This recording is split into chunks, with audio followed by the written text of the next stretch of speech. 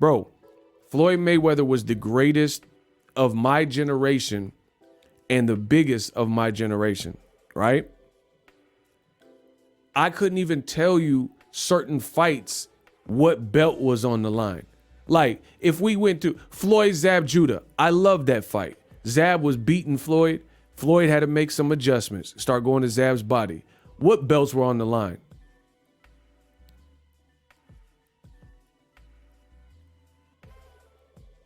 You guys let me know. We got a new channel member. Get your claps up.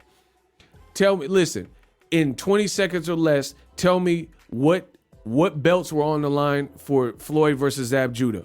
Name every single belt that was on the line. And get the claps up for Big T. We got a new channel member. Stop playing with us. Get your claps up.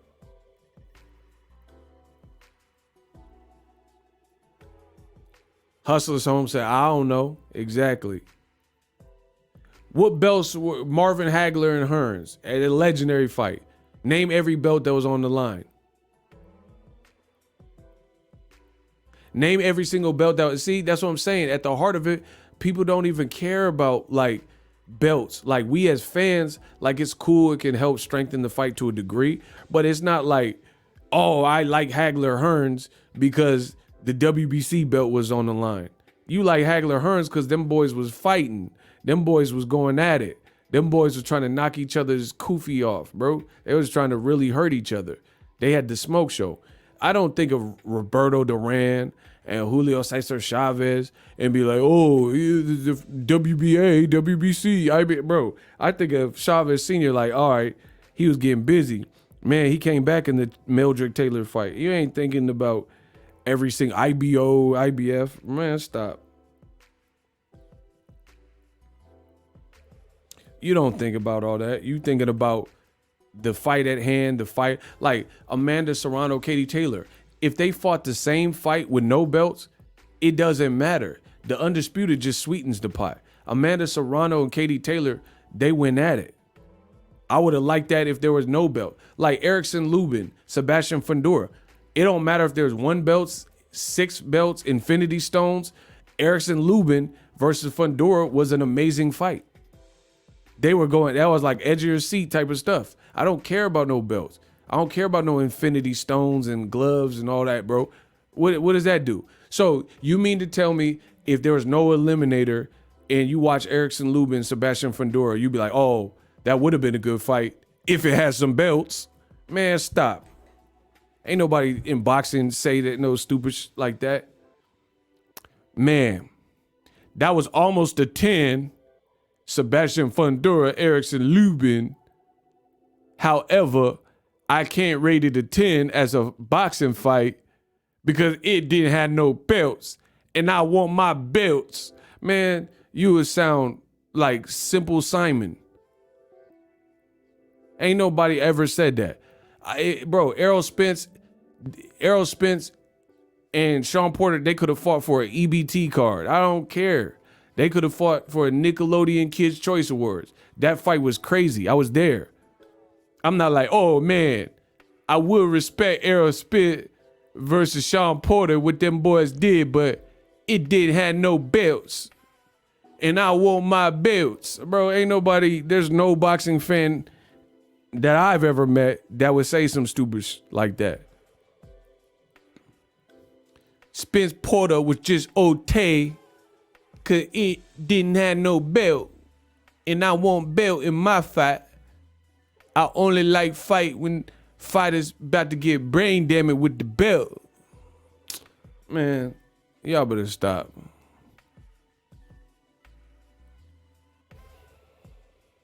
Crypto, he fought Floyd. I don't even know what that means. Floyd got cryptocurrency? I don't know what you're talking about.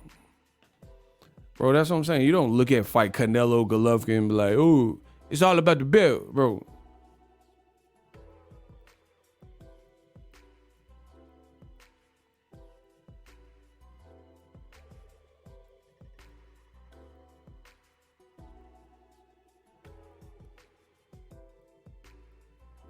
Oh, I got a Zelle and he talking crazy in the Zelle. Why? Listen, is it that serious, bro? Bro, how you gonna send money to my bank account just to talk crazy? That's crazy. Bro, they pay me to trash talk. Whatever. Thank you. Shout out to David. He gonna send me some money. I ain't even reading what he said, bro. So yeah, very disappointing news. If you're just joining me, Canelo Alvarez refused to fight Errol Spence. Basically the deal that was offered was Canelo could have fought Charlo as fight 1, and then fight 2 would have been either Errol at a catchweight or David Benavidez. He would have been able to pick. And he said, nah, I'm going to Dazn to fight Bivol. They paid to watch to see if you're going to take an L. Shout out to Kenichi. That's my guy.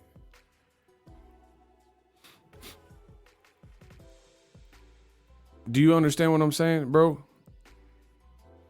Now, I'm really, since David, I'm going to make an example out of David. He sounded like a Chupapi Muñeño. Now I'm about to body Canelo some more. Now I'm about to body him some more. I was about to stop. Listen, I was about to stop. I'm about to body him some more because y'all want to play games. So Tom Brown he gave the sauce up. Canelo could have fought against Spence at 164. Link in the description. Tom Brown, we offered Canelo $45 million for Charlo, and then he would be able to get $55 million for Spence at 164 or Benavidez at 168. So watch this, y'all. Canelo Alvarez, your boy Ego did a video June 25th, 2021, right? What does this say? Canelo demands Errol Spence move up to 164. Wow. That's a video I did June 25th. Canelo Alvarez said he would fight Errol Spence at 164. Tom Brown just said we offered Canelo Charlo for $45 million plus, I'm sure, back-end money on the pay-per-view, and then $55 million, and he'd be able to pick Errol Spence at 164 or David Benavidez at 168. So let's get this straight. You mean to tell me that Canelo payday, you want payday, I know that, did an interview which prompted me in June of last year to do a video talking about what he said, and Canelo offered to fight Errol Spence at a catchweight of 164.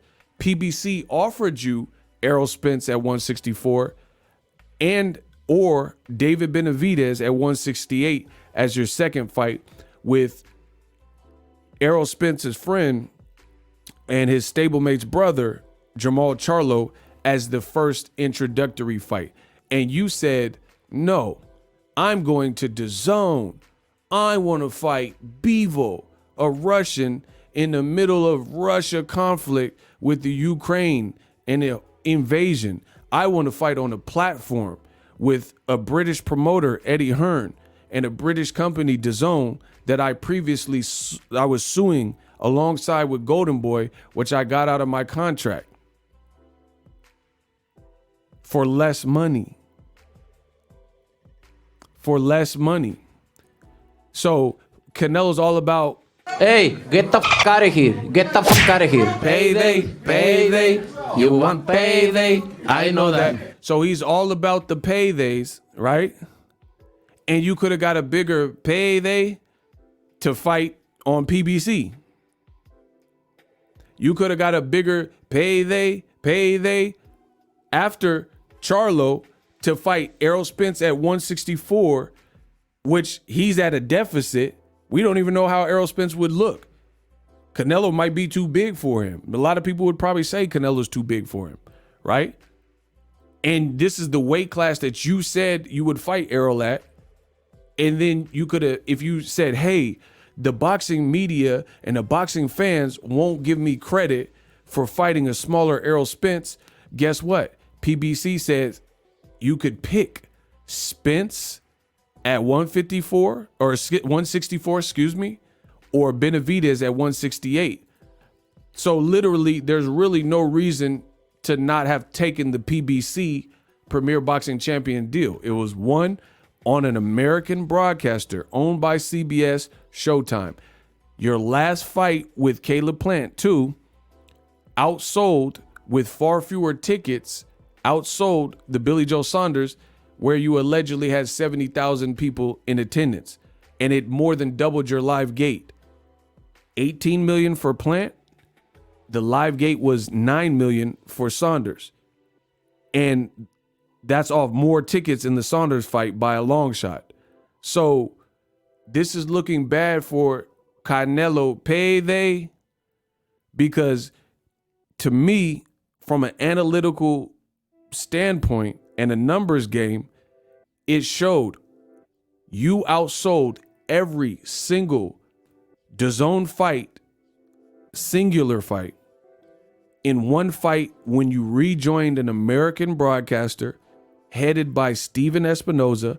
You fought an American talent, Caleb Plant, that had a belt and was a champion,